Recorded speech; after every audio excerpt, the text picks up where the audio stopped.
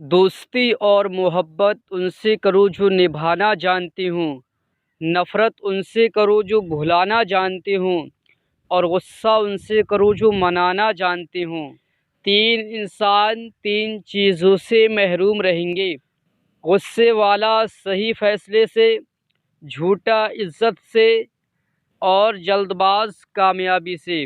اپنی سوچ کو پانی کے قطروں کی طرح شفاف رکھو، کیونکہ جس طرح قطروں سے دریا بنتا ہے، اسی طرح سوچوں سے ایمان بنتا ہے۔ زندگی میں ہمیشہ اپنے چاہنے والوں کو اپنی کمی محسوس کراؤ، مگر یہ دوری اتنی لمبی نہ کرو کہ کوئی آپ کے بغیر جینا ہی سیکھ لے۔ مجھے جنت سے زیادہ مسجد میں بیٹھنا اچھا لگتا ہے، کیونکہ جنت میں میرا نفس خوش ہوگا، جبکہ مسجد میں میرا رب خوش ہوگا۔